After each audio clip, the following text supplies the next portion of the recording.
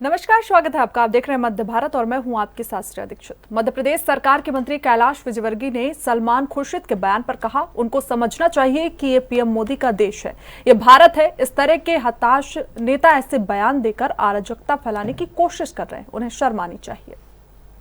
देश के बाद जो बांग्लादेश में है तो ऐसे हालत भारत में हो जाएंगे, लोग प्रधानमंत्री आवास पर पहुंच जाएंगे, क्योंकि जो नीतियां हैं वो जो इनकी नीतियां उसके कारण है। देखिए, उनको समझना चाहिए कि मोदी जी का देश है, ये भारत है। भारत है, मोदी जी हैं। इस प्रकार के फ्रस्ट्रेटेड नेता बयान देकर अराजकता फैलाने की कोशिश कर रहे हैं। मेरा ख्याल है उन्हें शर्म आनी चाहिए। भारत की तुलना ये मूर्खतापूर्ण। एक तो नसरुद्दीन साहब वगैरह कहते थे पहले कि भारत में डर लगता है उनको, क्योंकि बांग्लादेश की प्रधानमंत्री शरण ले रही है। आपको क्या लगता है? मुझे लगता है कि उन सब लोगों को समझ में आ गया जो पाकिस्तान की तारीफ करते हैं, जो बांग्लादेश जो बिल्कुल एकदम पाकिस्तान के मुख बनकर भारत के अंदर रह रहे थे, उन लोगों को समझ में आ गया कि भारत की स्थिति क्या है, बांग्लादेश की स्थिति क्या है, पाकिस्तान की स्थिति क्या है। भारत बहुत मजबूत देश है। भारत के नेता प्रधानमंत्री नरेंद्र मोदी जी बहुत मजबूत नेता हैं और इसलिए भारत में इस प्रकार की अराजकता की बात करना। कलेक्टर प्रतिभा पाल ने अनुसूचित जाति नवीन बालक छात्रावास बोदाबाग रीवा के अधीक्षक विनोद कुमार शर्मा को निलंबित कर दिया।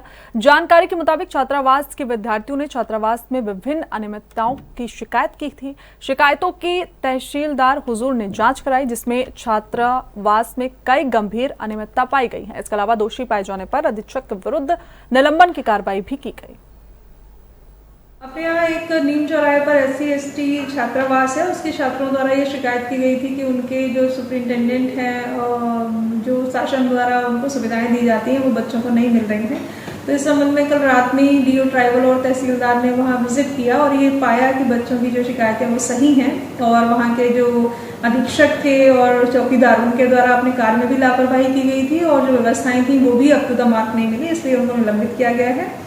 इसके अलावा अपने जिले में लगभग 60 से अधिक SC/ST छात्रावास हैं पूरे जिले में, सभी तहसीलों में मिलाकर के, सभी ब्लॉक लेवल पर और अन्य जगहों पर। तो उनके लिए जिला स्तरीय अधिकारियों की भी हम लोगों ने एक 100% सभी का एक बार वेरिफिकेशन हो जाए, तो वरिष्ठ अधिकारियों की ड्यूटी भी लगाई गई है कि वो स्वयं जाकर के सभी छात्रावासों में देखें। हम लोग स्वयं अपने स्तर से भी छात्रावासों का विजिट करेंगे कि यदि जहां भी इस तरीके की दिक्कतें हैं उनका निराकरण किया जाए और छात्रावास में जो बच्चे रहते हैं उनको भली प्रकार से जो शासन सुविधाएं दे रहा है वो मिले। अधीक्षक की मैडम लापरवाही क्या पाई गई? अधीक्षक की जो बच्चों की शिकायत थी कि भोजन उनको ठीक से नहीं मिल रहा था, जो मेन्यू है उसका पालन नहीं कर रहे थे, जो वहाँ साफ सफाई की व्यवस्था थी वो सही नहीं पाई गई। अधीक्षक अनुपस्थित थे जिस वक्त तहसीलदार और DO ट्राइबल का विजिट हुआ था। तो ये सभी मुख्य बिंदु लापरवाही के पाए गए, जिसके लिए उनको निलंबित। प्रदेश के मुख्यमंत्री डॉक्टर मोहन यादव की मंशा अनुसार आगर जिले में शासकीय गौचर भूमि को अतिक्रमण से मुक्त करवाया जा रहा है। इसी क्रम में कलेक्टर राघवेंद्र सिंह के निर्देशानुसार मंगलवार को आगर के समीपस्थ ग्राम नीपानिया बैजनाथ में जिला प्रशासन द्वारा शासकीय भूमि से अतिक्रमण हटाने की कार्रवाई करते हुए 175 बीघा भूमि को अतिक्रमण मुक्त कराया गया।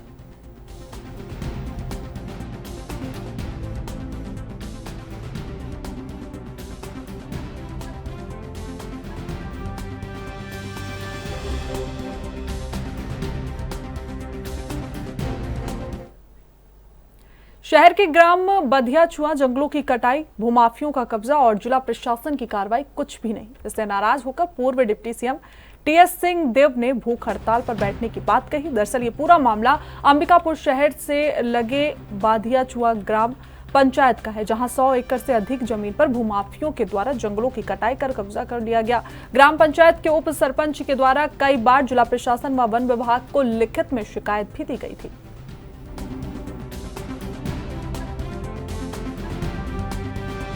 मैं बधियाचुआ ग्राम पंचायत का उप सरपंच राजू राम। मामला यह है कि करीब 100 एकड़ से ऊपर का ज़मीन जो अवैध रूप से कब्जा किया जा रहा है और इसमें बड़ा बड़ा पेड़ था, सब कटाई हो गया और निरंतर गांव वाले शिकायत करते रहे, कलेक्टर को भी, फॉरेस्ट को भी, लेकिन इसमें कभी कब्जा नहीं रोका गया किसी प्रकार का। गांव में आक्रोशित है कि हम लोग का निस्तारी है और जंगल से निस्तारी है और जंगल रहने पर हम लोग का आगे भविष्य में हर प्रकार का ऑक्सीजन मिलेगा और हम लोग का सुख सुविधा मिलेगा कह के सब ये लोग को आक्रोशित हो रहा है कि वो नष्ट हो रहा है।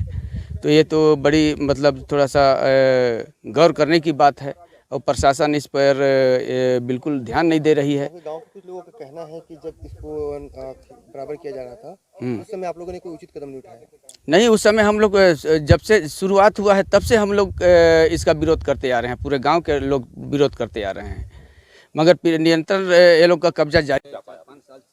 अंदाजी तो करीब 100 एकड़ या उससे ज़्यादा भी हो सकता है, मेरे को ऐसे अंदाज तो बहुत नहीं है, लेकिन बड़े क्षेत्र में आप स्वयं देख सकते हैं कि वो वहाँ तक ऐसे फैल के वो नीचे तक और लगभग गुमला नेशनल हाईवे तक, जहाँ सिसोदिया जी का पेट्रोल पंप लोग बता रहे हैं, उसके 500 मीटर तक का पूरा क्षेत्र एक के बाद एक काटा जा रहा है। और आप स्वयं देख सकते हैं कि मेड़ के आकार भी दिख रहे हैं, यहाँ कुछ नहीं है, जोत कोड भी ऐसा नहीं दिख रहा है और मेड़ बना के लोगों ने क्षेत्र को आपस में बांट लिया है। ये रिजर्व फॉरेस्ट है जो कलेक्टर ने 2016-17 में अन्य अधिकारियों के साथ सेटल भी किया, उसके आदेश भी हैं और बावजूद उसके ये स्थिति बनी।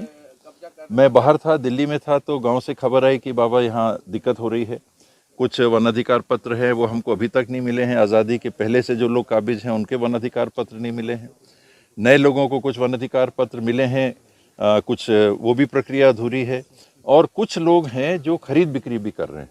ये सारी बातें सामने आई कि जो वनाधिकार पत्र मिले हैं उनकी खरीद बिक्री, उनके कब्जे की खरीद बिक्री भी चल रही है।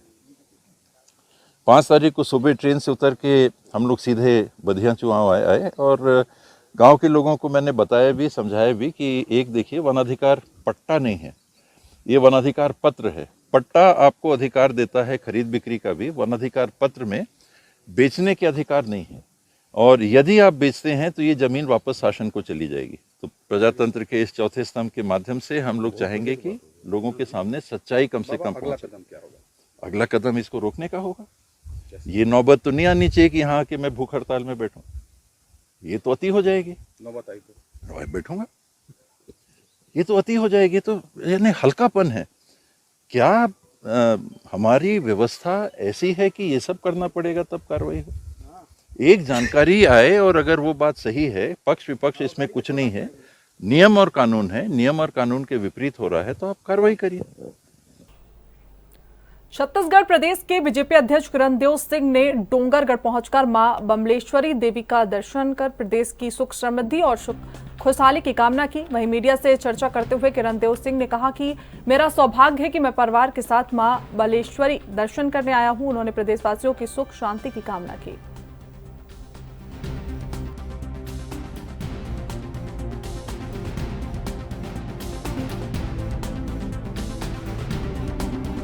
वास्तव में और वर्षों की प्रतीक्षा थी और पूरे देश में जाने के बाद ऐसे ऐसे जगह पे जाना हुआ था और जहां का भी हमने स्वप्न में नहीं सोचा था कि यहाँ पे जाना होगा करके ऐसे तीर्थ में, लेकिन यहाँ नहीं आ पा रहे थे। बहुत विनती, बहुत प्रार्थना की है। आज मेरा सौभाग्य है, परम सौभाग्य है कि मैं परिवार के साथ और आज माँ जी के दर्शन करने का लाभ ले सका, उनसे आशीर्वाद लिया। पूरे छत्तीसगढ़ और छत्तीसगढ़ वासियों के सुख समृद्धि की कामना किया। सबके परिवार में वैभव बढ़े, सुख समृद्धि बढ़े और ऐसा निवेदन मैंने मां के। नक्सलियों के गढ़ से भारी मात्रा में बरामद किए गए अग्रेसर शस्त्र पुलिस की सूझबूझ से बड़ी नक्सली घटना टली। आपको बता दें कि कुवेमारी कुदालवाली डुवाल क्षेत्र में सर्चिंग पर निकले थे जवान, जहां कोंडागांव डीआरजी बस्तर फाइटर और केशकाल पुलिस की संपूर्ण कार्रवाई।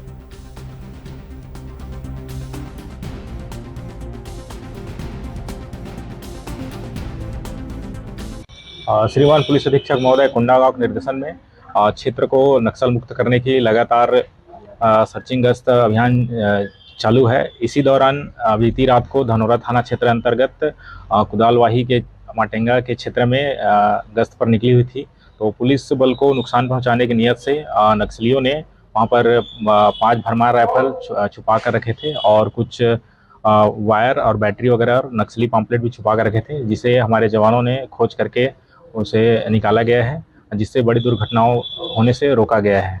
कोंडागांव जिला लगभग नक्सल मुक्त क्षेत्र हो गया है, जिससे नक्सली यहाँ से दूर जा रही है और बीच बीच में कहीं सामान जो डंप करके रखे हैं उसे हमारी टीम लगातार बरामद कर रही है। क्षेत्र में लगातार अभी पुलिस का मूवमेंट जारी है, जिसके चलते उन लोग यहाँ से दूर दूर भाग रहे हैं। इस क्षेत्र में उनका रुकना मुश्किल हो गया है। नक्सलियों की संख्या बहुत ही कम है, जो कि डर डर के यहाँ से भाग रहे हैं और ग्रामीणों की वेशभूषा में प्रायः आसपास देखी जा रही है, जो कि नक्सलग्रस्त करते हैं, उससे लोग छुपने में आसानी हो जाती है लोगों को। ये हमारा कांकेर जिला से लगा हुआ सरहदी क्षेत्र है, जो कि हमारे क्षेत्र से भाग करके कांकेर क्षेत्र की ओर भागते जा रहे हैं।